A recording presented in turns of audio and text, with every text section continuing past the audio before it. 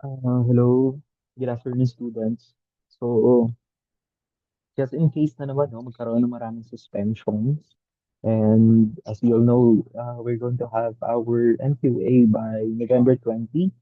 So, at least if ever that we are not going to, or we will not be able to discuss some of our lessons. So, here's a video. Actually, I'm going to record another one for plant reproductive, but this one, our topic will be about the um, animal reproductive system. So let's go to the lesson na agad para hindi masyadong mahaba yung video natin. So today, these are the objectives, no? Describe the different ways of how representative animals reproduce. Explain the advantages and disadvantages of both types of reproduction and explain how the information in the DNA allows the transfer of genetic information and synthesis. Pero I think this one will not be part na because this one will be much um, advanced, but maybe at least segue lang sa part na yan.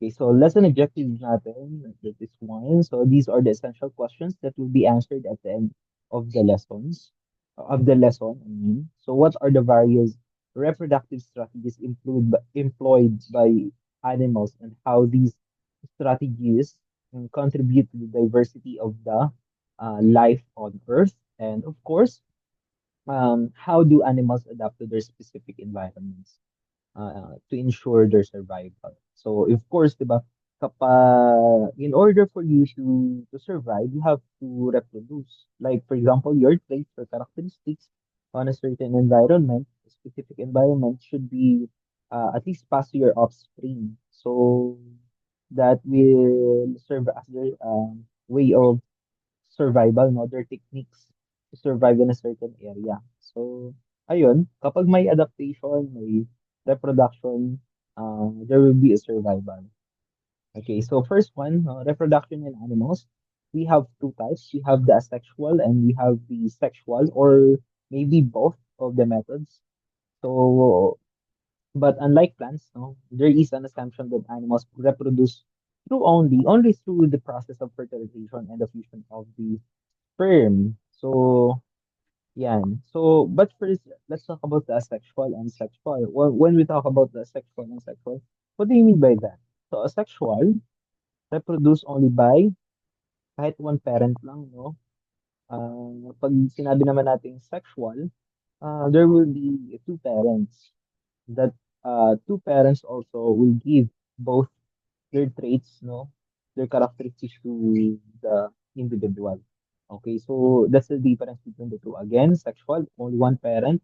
Asexual, only one parent. Sexual is only, I mean, two parents. Okay, so first is sexual reproduction in animals, higher form of animals that reproduce through the process involving a what they call the gametes.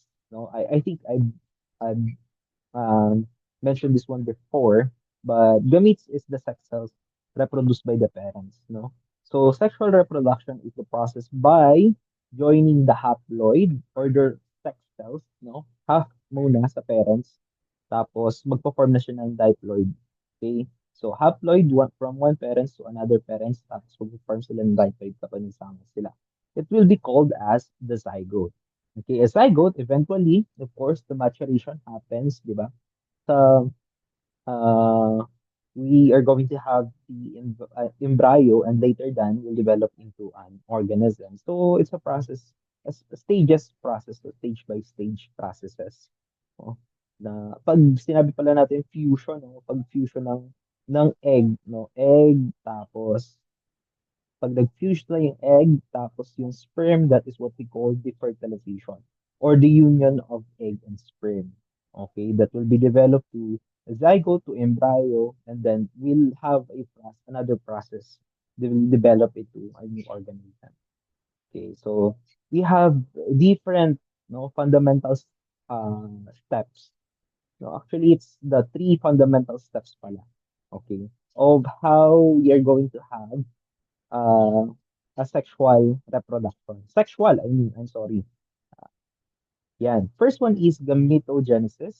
Gametogenesis is the production of the gametes or the sex cells. It's from both parents, no? For example, reproduction ng pagpaproduce ng gametes ng lalaki. Okay?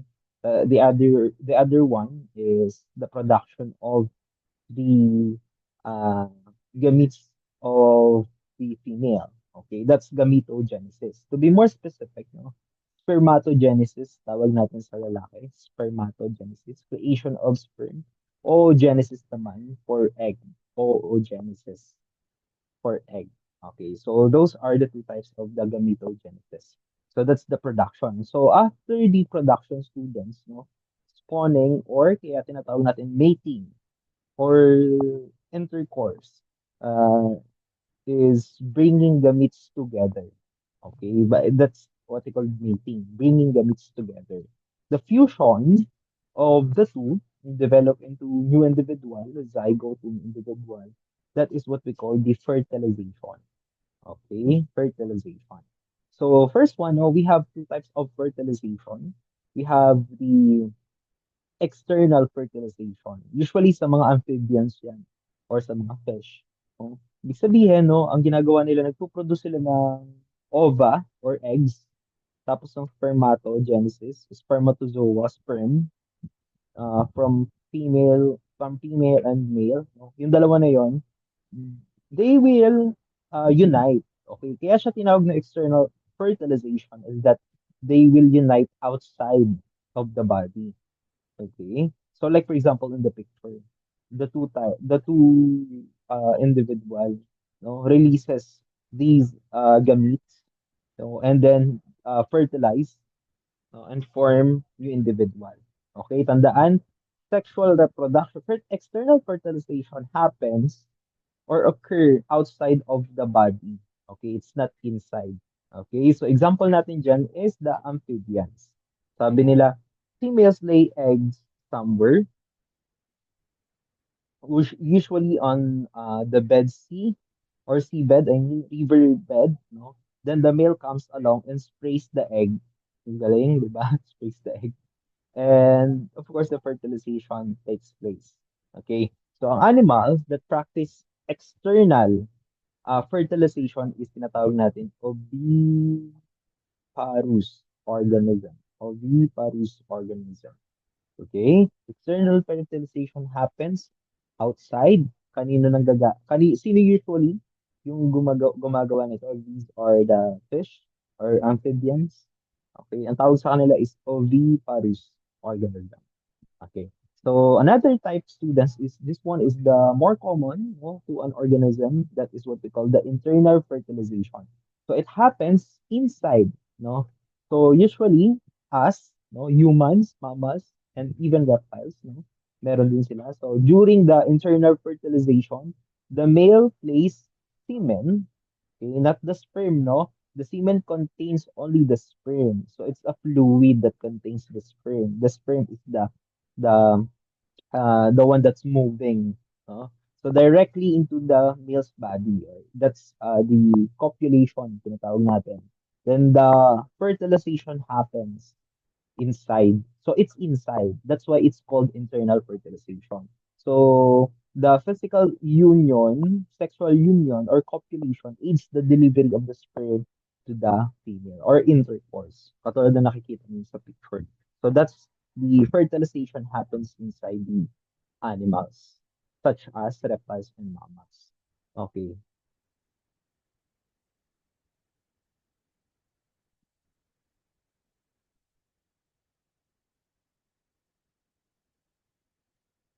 Yan.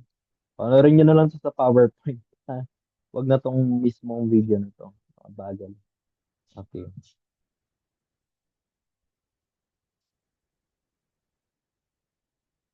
Same this one. Kasi video din naman siya. Okay. So, in a sexual reproduction, no, sabi nila, fusion of the egg cell and sperm does not occur. Okay. Of course, in a sexual, no occurrence of the, kasi nga, di ba, wala namang parents sa kanila. No, I mean, wala.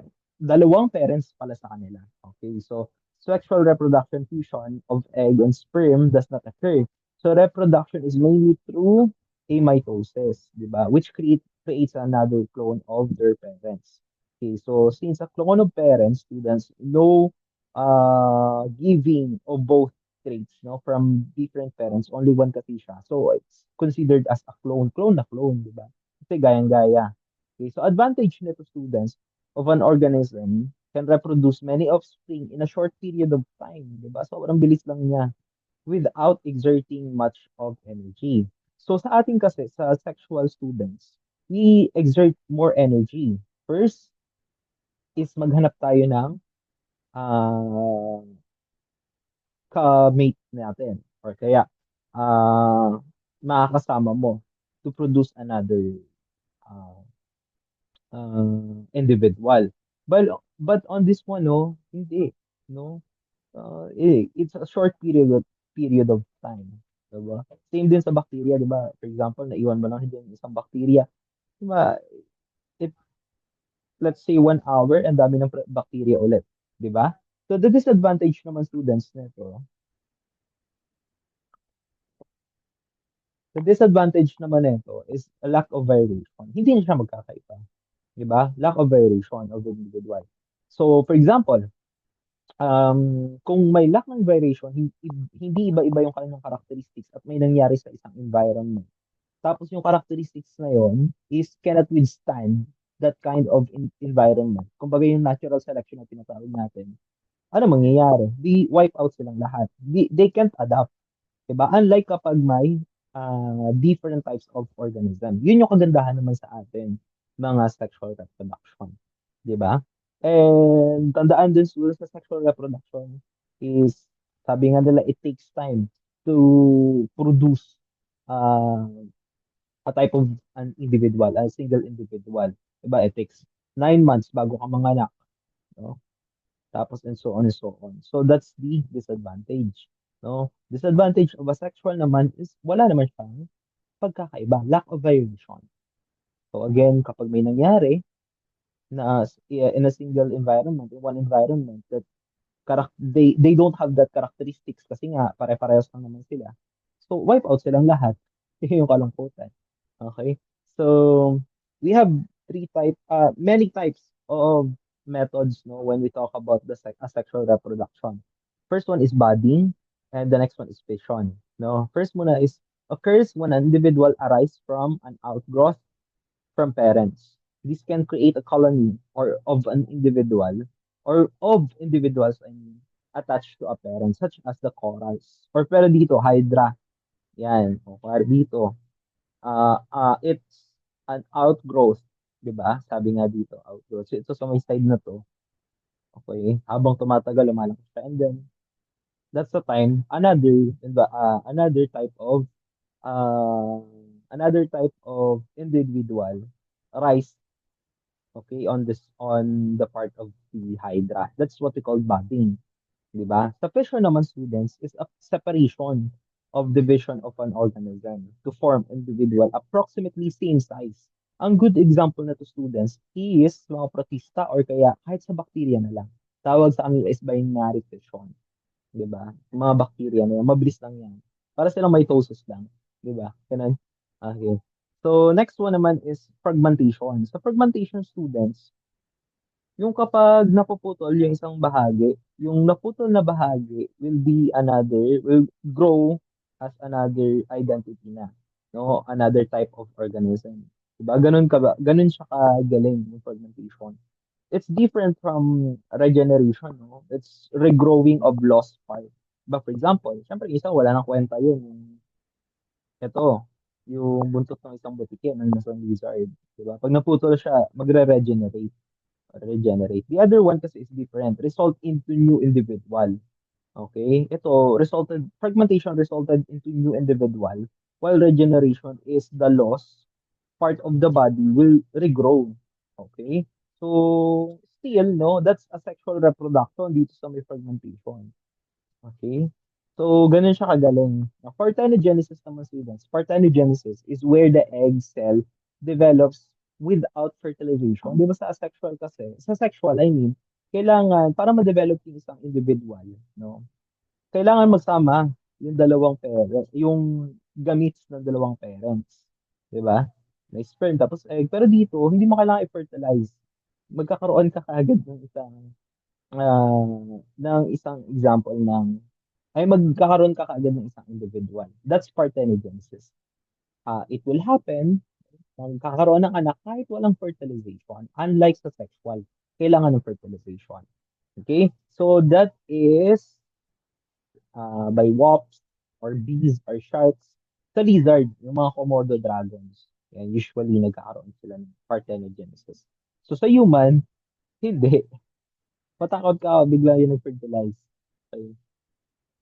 Now, animal that reproduce asexually may also produce sexually to ensure the perpetuation and survival of their species. No? Asexually. So yung iba naman, they can do that both. No? Ang galing. Katulad na itong parasitic worm. Okay. Next. Cool na yan. Okay. So what's the difference between fertilization from internal? Fertilization, external fertilization, again, will happen outside, katulad dun sa fish at sa mga, or mga amphibians. No, yung internal fertilization naman happens inside the body. No? Kailangan mo na ng mating para magkaroon ng fertilization.